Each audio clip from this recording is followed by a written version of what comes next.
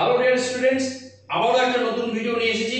তোমরা যারা পাবডেট ইংরেজি বিষয়ের উপর অর্থাৎ পাবডেট এন্ট্রান্স টেস্টের জন্য প্রিপারেশন নিচ্ছ, তোমাদের সামনেই পরীক্ষা। সুতরাং তোমরা যারা প্রেসিডেন্সি ইউনিভার্সিটিতে আন্ডার গ্র্যাজুয়েট কোর্সে অ্যাডমিশন টেস্টে নেওয়ার প্রিপারেশন নিচ্ছ, পাবডেট টেস্ট, সেই পাবডেটের জন্য আরেকটা নতুন ভিডিও নিয়ে এসেছি। আজকের সেট 10। সুতরাং তোমরা এই ভিডিওটা স্কিপ না করে শেষ পর্যন্ত দেখবে। আশা করছি তোমাদের এই পরীক্ষার প্রিপারেশন আরো ভালো হবে। আর আগের ভিডিওগুলো, আগের সেটগুলো তোমরা যদি এখনো কেউ না দেখে থাকো তাহলে চ্যানেল পেজে গিয়ে সেই ভিডিওগুলো দেখে নাও। আর নতুন হলে চ্যানেলটি অবশ্যই সাবস্ক্রাইব করবে, পাশে থাকা নোটিফিকেশন বাটনটি প্রেস করতেও ভুলবে না।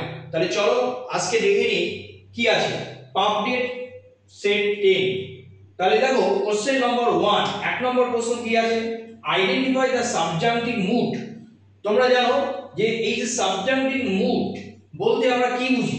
সাবজাংটিভ মুড বলতে আমরা সাধারণত বুঝি যে ডাউটস, কোনো পারপাস, কোনো উইশ, এই ধরনের কোনো কিছু। অর্থাৎ সাবজেক্ট নিজের যে ফিলিংস বা অনুভূতির কথা ব্যক্ত করে সেটাই কিন্তু সাবজেক্টিভ মুড হয়।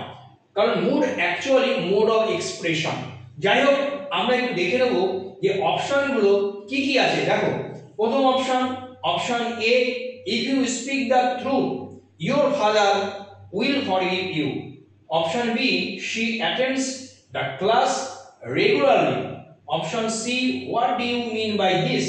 Option D, raise your hand. তাহলে এখানে যে চারটে অপশন আছে সেই চারটে অপশনের মধ্যে সঠিক অপশন হবে অপশন এ, যেখানে লেখা আছে if you speak the truth your father will forgive you. কেন এই অপশনটি সঠিক? কারণ সাবজাংটিভ মুডে একটা কন্ডিশনও কিন্তু আমরা বুঝি, মানে শর্ত। তাহলে এখানে সেই শর্তের কথাই বলা হয়েছে। সুতরাং এই সাবজাংটিভ মুড কিন্তু আমরা অপশন এ তে পাচ্ছি, তাই এটাই সঠিক option. Next question number 2, New Atlantis is written by. তোমরা যখন হিস্ট্রি অফ ইংলিশ লিটারেচার পড়বে পরবর্তীকালে, তখন কিন্তু এই বই বা এই ধরনের এই পিরিয়ডে অবশ্যই তোমরা পড়বে। আশা করছি থরলি পড়বে ইংলিশ লিটারেচার, তাহলে কিন্তু এসব নাম খুব সহজেই তোমরা পেয়ে যাবে। তো যাই হোক, New Atlantis is written by, আমাদের জন্য চারটি অপশন আছে, দেখে নেব। Francis Bacon, Charles Lamb, Lord Byron and Richard Hooker. তাহলে নিউ আটলান্টিস লিখেছে option A, Francis Bacon. Next question number 3, the jungle book was written by, is very popular.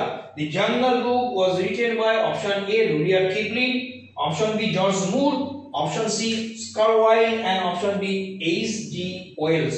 সঠিক হবে অপশন এ, যেখানে লেখা আছে Rudyard Kipling. Next question number 4, the following poetic line is an example of। আগেও বলেছি যে তোমাদের জন্য কিন্তু রেটরিক এন্ড প্রোসোডি খুবই গুরুত্বপূর্ণ, শুধু এই অ্যাডমিশন এন্ট্রান্স টেস্টের জন্য নয়, পরবর্তীকালে তোমরা যখন আন্ডার গ্র্যাজুয়েশনে ইংরেজি অনার্স নিয়ে পড়াশোনা করবে তখন কিন্তু এই রেটরিক এবং পোয়েটিক যে নেমগুলো আছে বা রেটরিক এন্ড প্রোসোডি অবশ্যই তোমাদের ডিটেইলসে পড়তে হবে। তাহলে এখানে দেখো একটা কবিতা লাইন দেওয়া আছে, কবিতা লাইনটাও কিন্তু খুব পরিচিত, ওয়াটার ওয়াটার এভরিওয়্যার। তাহলে এই যে লাইনটি, এই লাইনটি কি, কোন ফরম্যাটে লেখা আছে? Option A. আমরা দেখে নিই আগে অপশনগুলো কি কি আছে। Iambic tetrameter, iambic trimeter, trochaic tetrameter and trochaic trimeter. তাহলে আমরা যদি একটু বুঝে নিই এই আয়াম্বিক টেট্রামিটার কি, তাহলে এখানে আয়াম্বিক টেট্রামিটার বা আয়াম্বিক মিটারগুলো কিরকম হয়, যে একটা ফুটে তোমরা দেখবে যে প্রথমটা আনস্ট্রেস থাকে, পরেরটা স্ট্রেস থাকে, অর্থাৎ প্রথমে কনসোনেন্টে থাকে, পরে কিন্তু ভাওয়েল স্ট্রেস থাকে বা ভাওয়েল সাউন্ড থাকে। ঠিক তার উল্টোটা কিন্তু ট্রোকিকে প্রথমে স্ট্রেস, পরে আনস্ট্রেস। এখন এখানে দেখো দুটো আছে, একটা আয়াম্বিক আছে, একটা ট্রোকিক আছে, আর মিটার আছে ট্রাই এন্ড টেট্রা। তোমরা জানো ট্রাই মানে 3, টেট্রা মানে 4। এখন আমরা এই লাইনটা যদি একটুখানি স্ক্যানশন করি, তোমরা পরবর্তীতে আরো শিখবে হয়তো নিশ্চয়ই। তাহলে ওয়াটার ওয়াটার এভরিওয়্যার, আমরা যদি এইভাবে এটাকে এক্সটেনশন করি, দেখো আমরা যদি এরকম করি যে ওয়াটার, ওকে, ওয়াটার এভরিওয়্যার, তাহলে এখানে দেখো, এখানে আমরা কি পাচ্ছি, এখানে আমরা এরকম পাচ্ছি, দেখো আবার এভরিওয়্যার এখানে পাচ্ছি। এখন প্রশ্নটা দেখো, এখানে দেখো আনস্ট্রেস আছে, এখানে আনস্ট্রেস আছে, এখানে আনস্ট্রেস আছে, কিন্তু এখানে স্ট্রেস। এখন এইটা একটা ভ্যারিয়েশন তোমরা পাবে, আইএমপি কে অ্যাসিফেলাস নামে একটা ভ্যারিয়েশন আছে, যেখানে কিন্তু এখানে আমরা ধরে নেব কি আছে, উজ্জ আছে, আনস্ট্রেসটা উজ্জ আছে। তাহলে এখানে একটা ফুট, এখানে একটা ফুট, এখানে একটা ফুট, এখানে একটা ফুট, তাহলে 1 2 3 4 এই যে চারটে ফুট বা চারটে এই যে ফুট মিলে যে চারটে ফিট হলো, এটা কিন্তু টেট্রা হয়ে গেল, ট্রাই হলো না। এবার দেখো আয়াম্বিক মানে কি বলেছিলাম, যে প্রথমে আনস্ট্রেস পরে স্ট্রেস, তাহলে এখানে দেখো আনস্ট্রেস স্ট্রেস, আনস্ট্রেস, ওকে, আনস্ট্রেস স্ট্রেস। আর এটা কিন্তু তোমরা দেখেছো যে এটা কিন্তু স্ট্রেস আছে, কিন্তু এখানে উজ্জ আছে, মানে এখানে একটি আনস্ট্রেস আছে। এই ভ্যারিয়েশনটার নামটাই যেটা বললাম যে অ্যাসিফিলাস বলা হয়। যাই হোক, তাহলে আমাদের জন্য সঠিক অপশন হবে আয়াম্বিক টেট্রামিটার, অর্থাৎ এখানে কিন্তু চারটে কি ফুট আছে বা চারটে ফিট হয়ে গেল। নেক্সট কোশ্চেন নাম্বার 5, জেমস আর novel by Percival Everett won him. দেখো এই যে পার্সিভাল এভারেট যে জেমস বলে যে উপন্যাসটি লিখেছিলেন, এই উপন্যাসটির জন্য তিনি কি কি পুরস্কার পেয়েছিলেন? Option A Kirkus prize, option B Pulitzer prize, option C both A and B, আর অপশন ডি লেখা আছে না।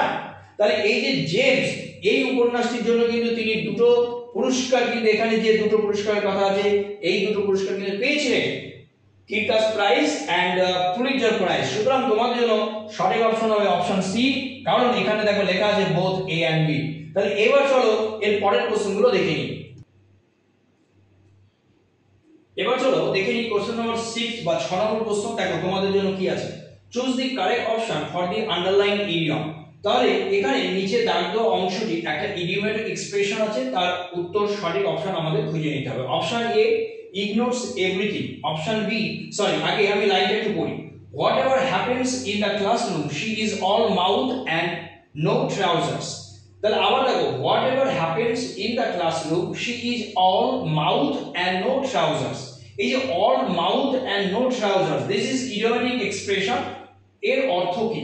Option A ignores everything, option B talks a lot but does nothing, option C takes final decision, and option B decides what to do। তাহলে চারটি অপশনের মধ্যে সঠিক অপশন হবে অপশন বি, যেখানে লেখা আছে দেখো talks a lot but does nothing। Okay, question number 7, Elysee written in a country churchyard, খুব বিখ্যাত একটি কবিতা, is a famous poem by option A Hopkins, option B Thomas Gray, option C William Wordsworth, and option D P B Shelley. তাহলে এখানে সঠিক অপশন হবে Thomas Gray, option B. Okay, next question number 8, find the odd. এই find the odd কথাটার অর্থ কি? Find the odd যখন তোমরা পাবে, দেখবে যে অপশনগুলো থাকবে সেই অপশনগুলোর মধ্যে একটা ব্যতিক্রম থাকবে, মানে একটা আলাদা হবে। আমরা একটু দেখে নিই কি কি আছে। Option A Macbeth, option B Othello, option C Hamlet, and option D লেখা আছে দেখো 12 নাইট। তাহলে এই যে চারটে যে নাম পাচ্ছি, চারটেই কিন্তু উইলিয়াম শেক্সপিয়ারের লেখা এবং খুবই বিখ্যাত সব নাটক, কিন্তু এখানে একটু ডিফারেন্ট আছে। কি আছে ব্যতিক্রম, কি আছে দেখো, ম্যাকবেথ, ওথেলো এন্ড হ্যামলেট এই তিনটেই কিন্তু ট্র্যাজেডি, আর অপশন ডি যেখানে 12 নাইট, এটা কিন্তু ট্র্যাজেডি নয়, এটা একটি রোমান্টিক কমেডি। সুতরাং অপশন ডি হবে আমাদের জন্য সঠিক। নেক্সট কোশ্চেন নাম্বার 9, মার্ক দি ইনকারেক্ট স্পেলিং। চারটি শব্দ আছে দেখো, আমাদের ভুল শব্দটি আমাদের চুজ করতে হবে। অপশন এ কি লেখা আছে deceive, option B receive, option C believe, and option D লেখা আছে রিলিভ। তাহলে এখানে কিন্তু ডিসিভ, রিসিভ, বিলিভ তিনটে অপশন, তিনটে শব্দই সঠিক, কিন্তু এই যে রিলিভ, এই রিলিভ শব্দটির বানান কিন্তু ভুল আছে, তাই আমাদের জন্য সঠিক হবে, তার কারণ এই ইটা কিন্তু পরে যাবে। ওকে, সুতরাং অপশন ডি সঠিক। Next question 10, when a sound or a word or a syllable is missing, তখন এটাকে কি বলা হয়? It is called omission, elision, apostrophe, and option D লেখা আছে hidden। তাহলে যখন কোনো একটা শব্দ, কোনো একটা লাইনে দেখবে সেখানে কোনো একটা সাউন্ড মিসিং হয়ে যাচ্ছে, মানে সাউন্ডটা কিন্তু নেই, অথবা একটা ওয়ার্ডে মিসিং হয়ে গেছে, অথবা একটা সিলেবাস অথবা একটা লেটার মিসিং হয়ে গেছে, এই ধরনের ক্ষেত্রে কিন্তু আমরা কি বলি, আমরা কিন্তু অ্যালিশন বলি। তাহলে সঠিক অপশন ডি। তাহলে এই যে 10টি প্রশ্ন নিয়ে আলোচনা করলাম, তার উত্তর নিয়ে আলোচনা করলাম, আশা করছি এই রকম ভাবেই তোমরা যদি প্রশ্ন উত্তর বা এই ধরনের প্রশ্নগুলো তোমরা বাড়িতে চর্চা করো, তোমাদের সামনে যে পাবলিক এন্ট্রান্স টেস্ট রয়েছে, খুব সামনেই রয়েছে, তোমাদের প্রিপারেশন আশা করছি ভালো হবে। আবারও বলছি, আগের যদি ভিডিওগুলো না দেখে থাকো, কারণ অলরেডি দেখো এখানে সেট 10 আমি আপলোড করি, এটা আমি আলোচনা করছি, তাহলে আগের সেটগুলো অবশ্যই দেখে নিলে মনে হয় তোমাদের প্রিপারেশনে কাজে লাগবে। আর একটাই উইশ যে তোমরা ভালোভাবে পরীক্ষা দেবে, যে পরীক্ষা সামনে রয়েছে, এবং সেখানে তোমরা পাস করে অবশ্যই অনার্স নিয়ে তোমরা ভর্তি হতে পারবে বা পড়াশোনা করবে। আর তোমরা যদি কেউ ইন্টারেস্টেড হও অনলাইন বা অফলাইন অনার্স ক্লাস করার জন্য আমার কাছে, অবশ্যই তোমরা কিন্তু কমেন্ট বক্সে তোমরা জানিও, আমি তার রিপ্লাই করে দেবো। এই স্ক্রিনে দেওয়া ফোন নম্বরে তোমরা অবশ্যই ফোন করতে পারো।